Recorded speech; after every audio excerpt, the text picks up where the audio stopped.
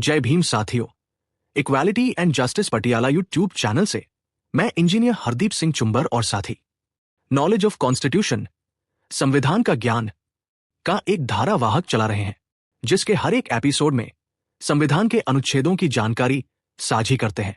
आज आप भारत के संविधान का अध्याय 5 संघीय न्यायपालिका की वीडियो देखेंगे। आप अपने चैनल को प्लीज लाइक और सब्सक्राइब करना ना भूलें। पिछले अनुच्छेद में सेवानिवृत्त न्यायाधीशों की उच्चतम न्यायालय में उपस्थिति की 60वीं वीडियो बनाकर इसके 130 तक कुल अनुच्छेदों की जानकारी साझा कर चुके हैं। आज हम इस अध्याय के अंतर्गत आज के एपिसोड में सर्वोच्च न्यायालय का मूल क्षेत्राधिकार 61वीं वीडियो बनाकर इसके 131 वे अनुच्छेद की जानकारी साझा करेंगे। ये पाठ उच्च न्यायालयों से अपील में सर्वोच्च न्यायालय के अपीलीय क्षेत्राधिकार की रूपरेखा तैयार करता है। ये अनुच्छेद बताता है। जय भीम साथियों, आज की वीडियो के बारे में आपको चुंबर साहब ने बता ही दिया है कि आज हम अंतर्राज्य विवादों पर सर्वोच्च न्यायालय का क्षेत्राधिकार पर बात करेंगे। बता दें कि यह अनुच्छेद सर्वोच्च न्यायालय के मूल क्षेत्राधिकार से संबंधित है, यह बताते हुए कि यह न्यायालय विशेष रूप से किन विवादों की सुनवाई कर सकता है। इस क्षेत्राधिकार के अंतर्गत भारत सरकार और राज्यों के बीच होने वाले विवाद या एक तरफ सरकार और कुछ राज्य तथा दूसरी तरफ अन्य राज्यों के बीच के मामले आते हैं।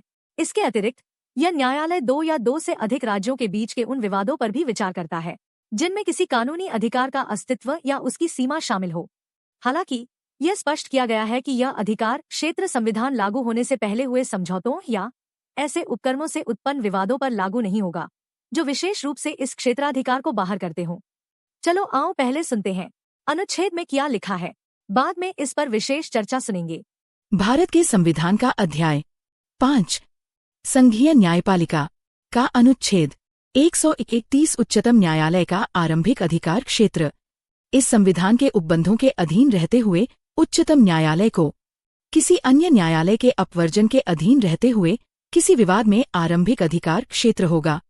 क भारत सरकार और एक या अधिक राज्यों के बीच, या ख भारत सरकार और किसी राज्य या राज्यों के बीच एक और एक या एक से अधिक अन्य राज्यों के बीच, या ग 2 या 2 से अधिक राज्यों के बीच, यदि और जहां तक विवाद में कोई प्रश्न चाहे विधि का हो या तथ्य का अंतर्ग्रस्त है जिस पर किसी विधिक अधिकार का अस्तित्व या विस्तार निर्भर करता है, परंतु उक्त अधिकारिता किसी संधि, करार, प्रसंविदा, अनुबंध, सनद या अन्य समरूप लिखत से उत्पन्न विवाद तक विस्तारित नहीं होगी जो इस संविधान के प्रारंभ से पूर्व की गई या निष्पादित की गई है, ऐसे प्रारंभ के पश्चात भी प्रवर्तन में बनी रहती है, या जो यह उपबंध करती है कि उक्त अधिकारिता ऐसे विवाद तक विस्तारित नहीं होगी। 131 का केंद्रीय विधियों की संवैधानिक वैधता से संबंधित प्रश्नों के संबंध में सर्वोच्च न्यायालय का अनन्य अधिकारिता। संविधान 43वां संशोधन अधिनियम 1977 धारा 4 द्वारा 13/4/1978 से प्रभावी। नमस्कार। आज हम भारत के सुप्रीम कोर्ट की एक बहुत ही खास शक्ति पर बात करने वाले हैं। इसका मूल क्षेत्राधिकार, या जिसे अंग्रेजी में ओरिजिनल जुरिस्डिक्शन कहते हैं, और हमारे पास इसका बेसिस है संविधान का अनुच्छेद 131। तो हम इसी को देखकर समझेंगे कि ये आखिर है क्या चीज और क्यों इतनी अहम है। देखिए, मूल क्षेत्राधिकार, इसका सीधा सा मतलब अगर समझें तो ये है कि किसी मामले की पहली सुनवाई करने का अधिकार। मतलब कुछ ऐसे खास किस्म के विवाद हैं जो बिल्कुल सीधे सुप्रीम कोर्ट में लाए जा सकते हैं।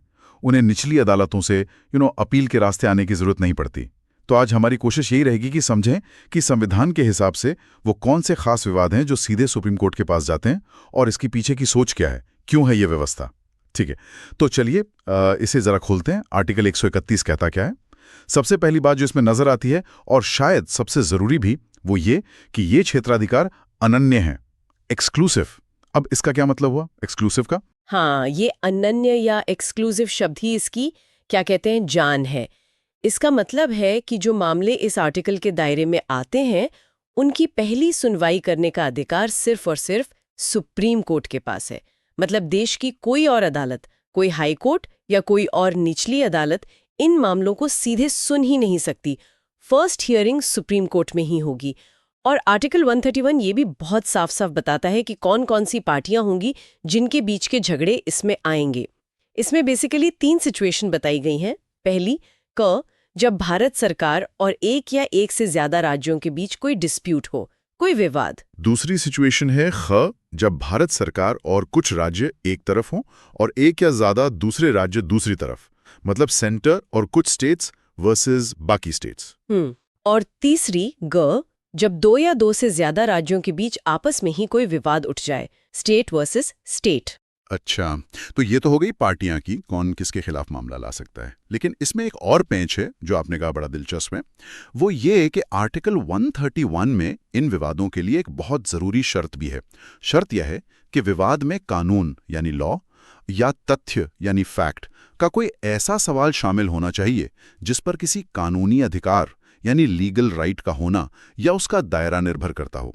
अच्छा, तो इसका मतलब ये हुआ कि अगर मान लीजिए दो राज्यों में पानी के बंटवारे पर सिर्फ राजनीतिक बयानबाजी चल रही है, तो वो सीधे सुप्रीम कोर्ट नहीं जा सकते जब तक कि किसी संधि या कानून से जुड़े हक का सवाल न हो। क्या आप ये कानूनी अधिकार वाली शर्त को थोड़ा और साफ कर सकती हैं? ये इतनी जरूरी क्यों है? हाँ, आपने जो उदाहरण दिया वो बिल्कुल सही दिशा में है। और ये शर्त मतलब लीगल राइट वाली शर्त वाकई इस क्षेत्राधिकार की आत्मा है, उसकी एसेंस है।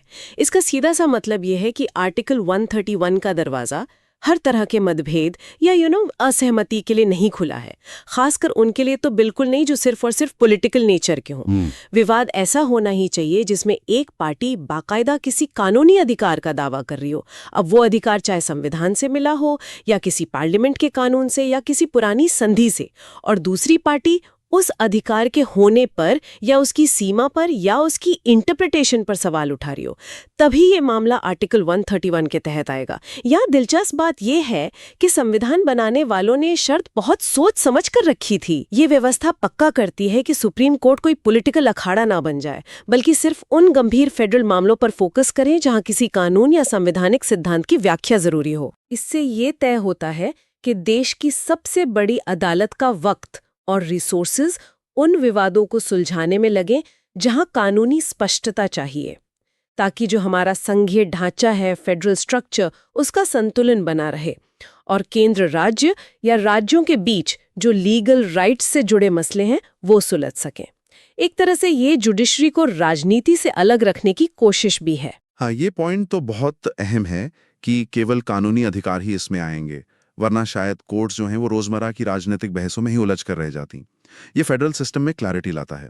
अच्छा, अब बात करते हैं आर्टिकल 131 में दिए गए परंतुक की, जिसे हम प्रोविजो कहते हैं। इसमें संविधान लागू होने से पहले की कुछ संधियों, समझौतों, सनदों वगैरह का जिक्र है। ये क्या कहता है और इसकी क्या जरूरत पड़ी? जी, ये परंतुक या प्रोविजो, जैसा आपने कहा, एक तरह का एक्सेप्शन है, अपवाद।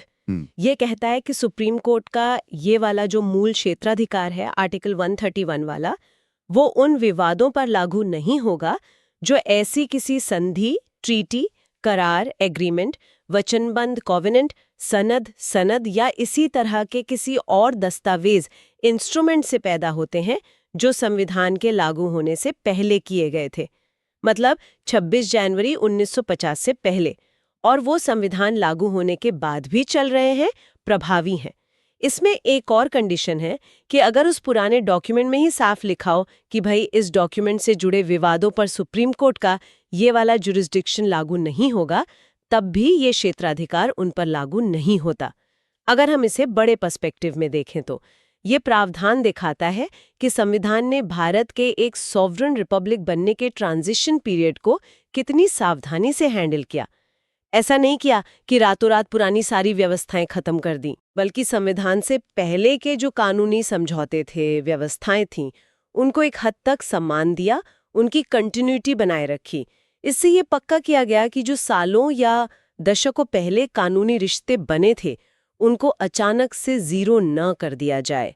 हाँ, बशर्ते वो समझौते खुद सुप्रीम कोर्ट के क्षेत्राधिकार को बाहर ना रखते हों। ये बेसिकली देखा जाए तो निरंतरता और स्थिरता बनाए रखने का एक तरीका था, प्रैक्टिकल अप्रोच थी। तो ये प्रोविजो एक तरह से हिस्टोरिकल कंटिन्यूटी बनाए रखता है और पुराने लीगल ऑब्लिगेशंस का सम्मान करता है। बिल्कुल। अब आर्टिकल 131 के अलावा हमारे सोर्सेज में एक और दिलचस्प आर्टिकल का जिक्र है, आर्टिकल 131A, जिसे अब संविधान से हटा दिया गया है। ये किस बारे में था? जी हाँ, आर्टिकल 131A, इसे बाद में जोड़ा गया था और फिर जैसा आपने कहा हटा भी दिया गया। ये मूल रूप से सेंट्रल लॉज यानी केंद्रीय कानूनों की कॉन्स्टिट्यूशनल वैलिडिटी, उनकी संवैधानिक वैधता से जुड़े सवालों के लिए था। इसका प्रोविजन ये था कि अगर किसी सेंट्रल लॉ की संवैधानिकता को चैलेंज करना है तो ऐसा करने का अनन्य क्षेत्राधिकार यानी एक्सक्लूसिव जुरिस्डिक्शन सुप्रीम कोर्ट के पास होगा। मतलब ऐसे मामले सीधे और सिर्फ सुप्रीम कोर्ट में ही लाए जा सकते थे, हाई कोर्ट में नहीं। लेकिन फिर इसे हटा दिया गया। हाँ बिल्कुल, जैसा कि सोर्स हमें बताता है, इसे कॉन्स्टिट्यूशन 43rd अमेंडमेंट एक्ट 1977 के जरिए निरस्त कर दिया गया, रिपील कर दिया गया, और ये 13 अप्रैल 1978 से लागू हुआ। क्या सोर्स ये भी बताते हैं कि इसे हटाने के पीछे वजह क्या थी? अक्सर ऐसे बड़े बदलावों के पीछे कोई ना कोई सोच तो होती है। नहीं, जो सोर्स हमारे पास हैं उनमें इसे हटाने का कोई खास कारण नहीं बताया गया है, लेकिन सिर्फ इसका हटाया जाना ही अपने आप में गौर करने लायक बात है। ये एक महत्वपूर्ण सवाल जरूर खड़ा करता है कि शायद केंद्रीय कानूनों की संवैधानिक वैधता को चुनौती देने की जो प्रक्रिया थी और उसके लिए जो फोरम अवेलेबल थे, उसको लेकर संवैधानिक सोच में कोई बदलाव आया। जो पावर पहले खास तौर पर और सिर्फ सुप्रीम कोर्ट के पास थी ओरिजिनल ज्यूरिसडिक्शन के तहत, उसके हटने का एक संभावित मतलब ये हो सकता है कि अब ऐसे मामलों को चैलेंज करने का रास्ता बदल गया है। शायद अब हाई कोर्ट्स की भी इसमें भूमिका हो सकती है, जिसके बाद मामला अपील में सुप्रीम कोर्ट आए। हालांकि जैसा मैंने कहा, सोर्स इसके पीछे के सटीक लॉजिक पर रोशनी नहीं डालते, पर यह बदलाव जुडिशियल प्रोसेस के लिहाज से जरूर अहम रहा होगा। हाँ, ये वाकई सोचने वाली बात है कि कैसे कानूनों को चुनौती देने की प्रक्रिया इवॉल्व हुई है। तो अगर हम अब तक की पूरी चर्चा को समेटें तो इस सब का मतलब क्या निकलता है? आर्टिकल 131 सुप्रीम कोर्ट को हमारे इंडियन यूनियन के अंदर एक बहुत ही खास और महत्वपूर्ण भूमिका देता है। ये केंद्र और राज्यों या राज्यों के बीच होने वाले उन हाई लेवल सरकारी विवादों के निपटारे के लिए एक सीधा और एकमात्र पहला न्यायिक मंच, फर्स्ट जुडिशियल फोरम देता है, जिनमें किसी लीगल राइट का सवाल जुड़ा हो। ऐसा लगता है कि यह भारत के फेडरल स्ट्रक्चर को बनाए रखने और उसमें उठने वाले कानूनी विवादों को निष्पक्ष तरीके से सुलझाने के लिए एक बहुत जरूरी संवैधानिक टूल है। आपने बिल्कुल सही समझा, एकदम सही निष्कर्ष निकाला। ये सुप्रीम कोर्ट की जो सामान्य अपीलीय भूमिका है, अपीलेट जुरिस्डिक्शन, उससे एकदम अलग है। अपीलेट में तो मामले निचली अदालतों के फैसलों के खिलाफ अपील में आते हैं, लेकिन आर्टिकल 131 उसे कुछ चुनिंदा और बेहद अहम किस्म के मामलों में कोर्ट ऑफ फर्स्ट इंस्टेंस बनाता है, यानी पहली बार सुनवाई करने वाली अदालत। ये सीधे संविधान से मिली हुई शक्ति है जो हमारी संघीय व्यवस्था की जड़ों से जुड़ी है। तो आज की इस गहरी पड़ताल का जो मुख्य सार है वो यही है कि आर्टिकल 131 सुप्रीम कोर्ट को भारत के संघीय ढांचे से जुड़े कुछ खास किस्म के बहुत महत्वपूर्ण विवादों में, जिनमें कानूनी अधिकारों का सवाल बीच में हो, एक विशेष, सीधी और अनन्य मूल भूमिका देता है। ये भूमिका उसकी अपीलेट शक्तियों से अलग है और फेडरल बैलेंस बनाए रखने के लिए बहुत क्रिटिकल है।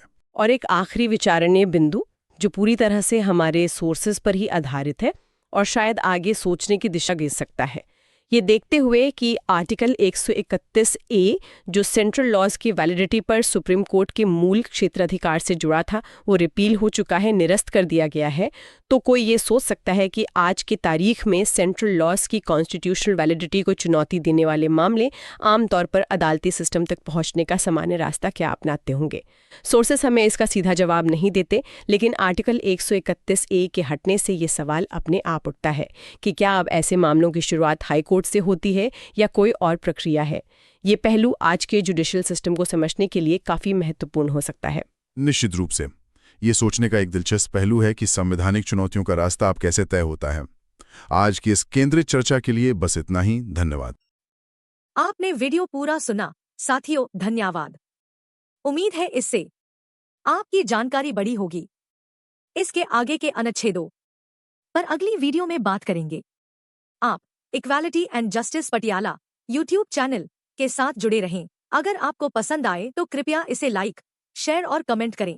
हम रोजाना नॉलेज ऑफ कॉन्स्टिट्यूशन, संविधान का ज्ञान पर चर्चा करते हैं। अगर चाहते हैं कि आपके भाई, बहन और मित्रों को भी संविधान का ज्ञान हो तो कृपया इस वीडियो को उनके साथ साझा जरूर करें। आपके पास वीडियो पहुंचती रहे तो आप चैनल को सब्सक्राइब जरूर करें। अब हमें अनुमति दें। जय भीम, जय भारत, जय संविधान। Please take care your own self.